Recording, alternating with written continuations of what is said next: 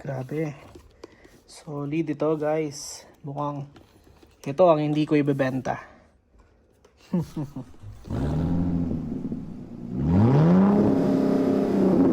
What's up mga bro? Kamusta kayo lahat?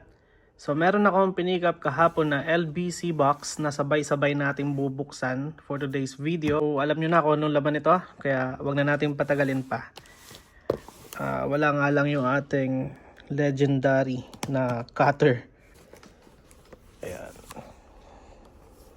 For our first diecast model, ito yung Toyota na Hi-Ace wide body. Poging-pogi. By the way guys, mag-start na rin pala ako ng aking shop. Ito yung mga model na ibebenta natin. And then if napanood nyo yung ating mga previous na unboxing at meron kayong gusto doon, message lang kayo sa akin.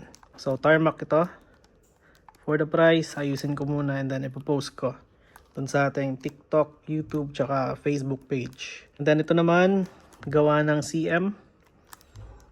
LB Silhouette Works GT Nissan 35 GT-RR.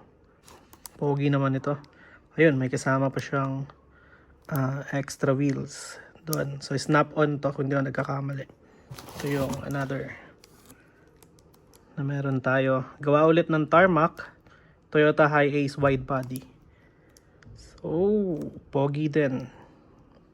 Honestly, na-curious lang ako kung ano yung tsura ng van na diecast. So, hindi naman ako na-disappoint. Maganda rin tong panlagay sa diorama. Check nga natin kung ano mas maganda. Ayan, so ito yung black na Toyota Hi-Ace wide body. Mas clean look ito.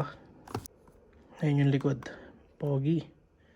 Meron pa siyang decal ng Toyota.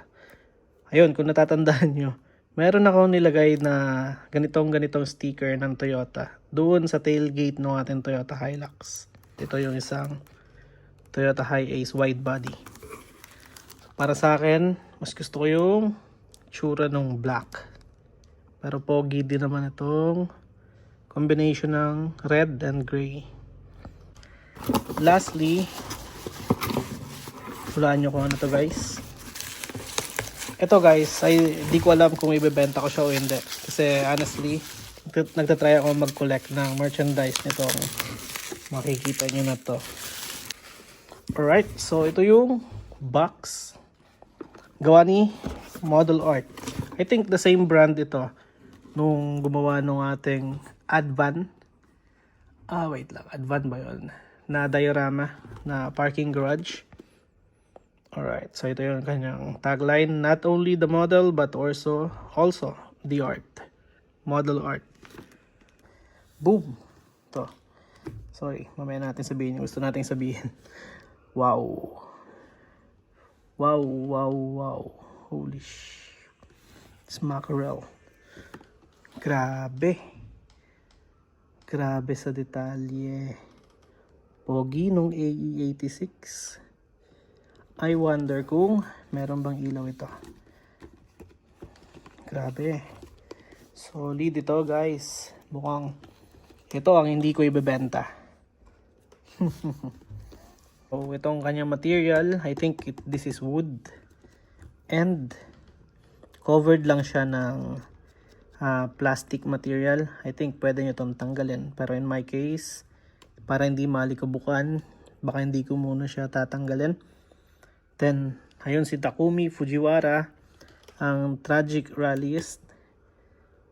And then, ito yung details ng kanyang Toyota 86. Twin at the top of the mountain. Famous mountain in autumn. I think ito yung Mount Akina. Nakakademonyong buksan para mawakan natin yung model, yung AE86.